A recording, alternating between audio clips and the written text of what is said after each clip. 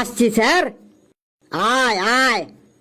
Sir আমাকেও একটা question ধরবেন? সেটা আমার ব্যাপার, বেশি পাকামি করিস না। আমার 50 বছরের অভিজ্ঞতা। আগে বল তোর দাদুর নাম কি? স্যার আমার নাম জিজ্ঞেস না করে আমার দাদুর নাম জিজ্ঞেস করছেন কেন? যেটা জিজ্ঞেস করছি সেটা বল।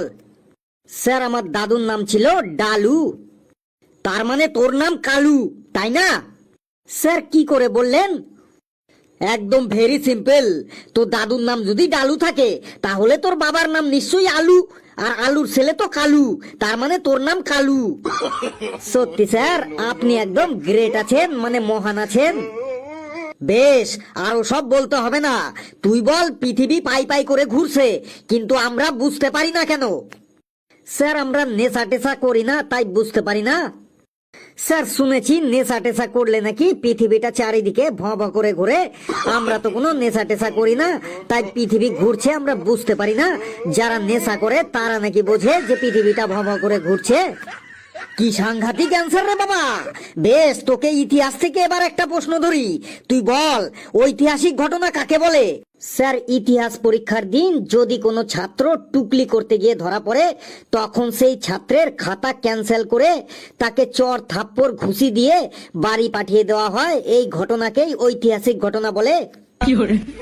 তুই ফেল, তুই আমার সামনে থেকে যা, না হলে কিন্তু তোকেও আমি চর থাপ্পড় দিয়ে বাড়ি পাঠিয়ে দেবো। স্যার বাংলা থেকে ধরুন, তারপরে বাড়ি পাঠাবেন। বেশ, বল সন্ধি বিচ্ছেদ কাকে বলে?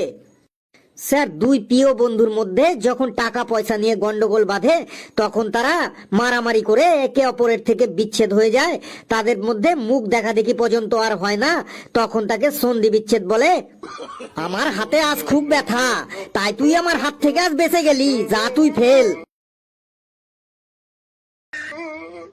এরপর কে আছিস? চলে আয়। May I come in sir? বাংলায় বল। ভেতরে আসছি স্যার। আয় আয়। এই তুই আগের দিন অ্যাবসেন্ট ছিলি কেন রে? স্যার জামাই ষষ্ঠী করতে গেছিলাম শ্বশুর বাড়ি। বলিস কি রে, তুই বিয়ে করেছিস? না স্যার, বাবার সাথে বাবার শ্বশুর বাড়ি গেছিলাম জামাই ষষ্ঠী করতে। তাই বল, তুই তো আমাকে এখনই প্রায় কিডনিতে হার্ট অ্যাটাক করে দিয়েছিলি। পড়াশোনা কিছু করে এসেছিস? তোকে দেখেই তো মনে হয় তুই কোনোদিন বইপত্র খুলিস না। স্যার প্রশ্নটাই একবার করে দেখুন।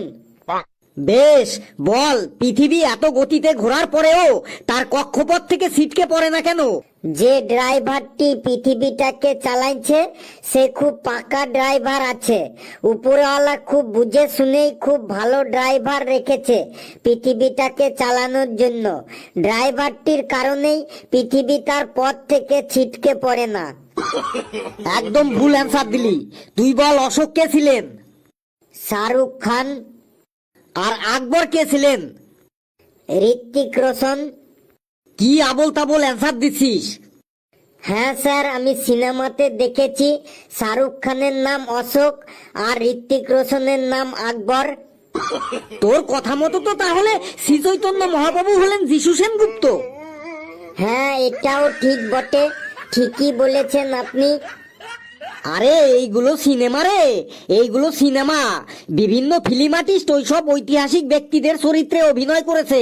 তুই একটাও ঠিকঠাক বলতে পারিসনি, তুই ফেল, যা।